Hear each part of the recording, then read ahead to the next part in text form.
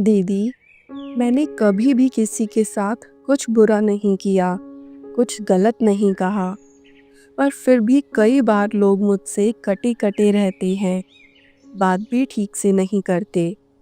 ऐसा लगता है जैसे वो मुझसे दूर रहना चाहते हैं, बिना किसी वजह के। मैं खुद से पूछती हूँ, मैंने क्या किया? लेकिन कोई जवाब नहीं मिलता। रीना बहन, आपने एक बहुत ही गहरा सवाल किया है। हम सब यही सोचते हैं कि जब हम किसी को कुछ बुरा नहीं कहते तो हमें ऐसा व्यवहार क्यों मिलता है। पर क्या आपने कभी ये सोचा है कि हमने भले ही उन्हें कुछ कहा नहीं हो, पर हमने उनके बारे में क्या सोचा है? क्या मतलब दीदी? जो मैंने मन में सोचा वो भी असर करता है?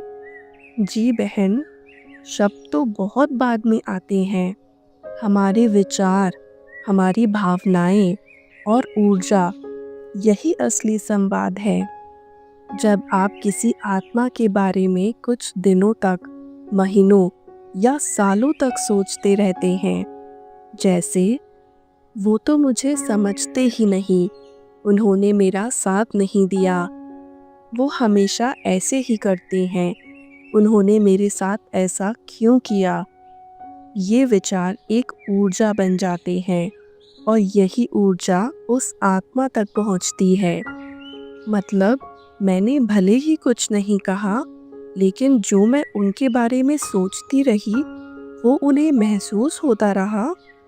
बिल्कुल, जैसे मोबाइल में वाइब्रेशन मोड होता है, बिना आवाज़ के भी हमें पता चल जाता है कि कॉल आया है। बिल्कुल वैसे ही आत्मा भी दूसरी आत्मा की ऊर्जा को महसूस करती है, चाहे शब्द बोले जाएं या नहीं। मैं आपको एक सच्ची कहानी सुनाती हूँ रीना बहन। एक बार एक माताजी रोज मुरली सुनने आती थी, बहुत ही सीधी साधी, लेकिन मन में बहुत पीड़ा लेकर।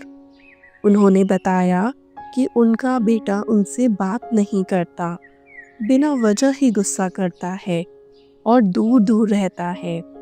मैंने उनसे बस इतना पूछा, आपने कितने सालों तक अपने मन में उसके लिए नकारात्मक विचार रखे हैं?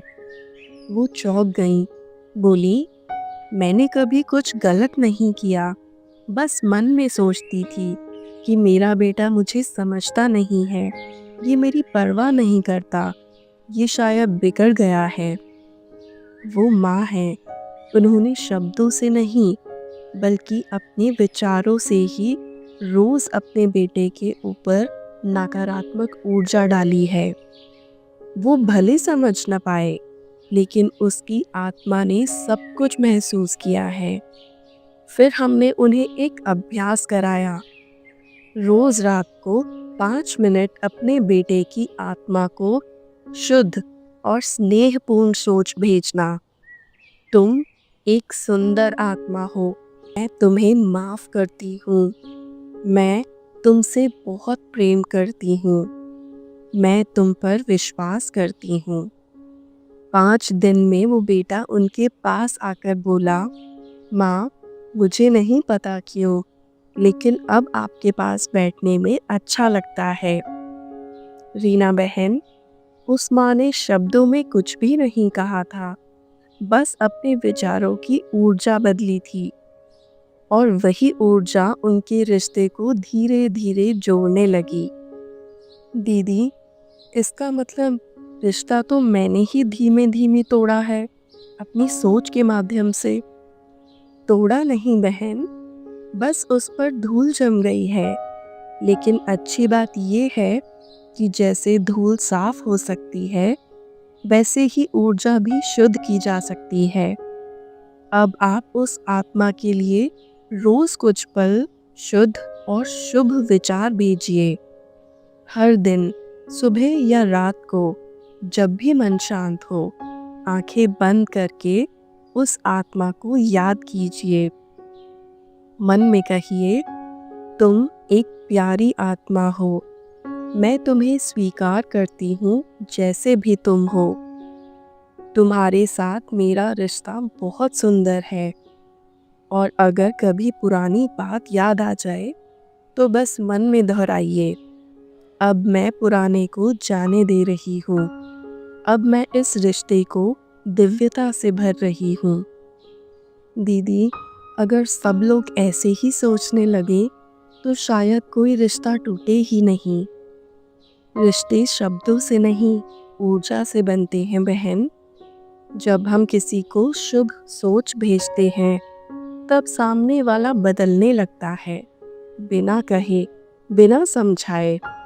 अब मैं समझ गई, असली संवाद शब्दों से नहीं, संवेदनाओं और ऊर्जा से होता है।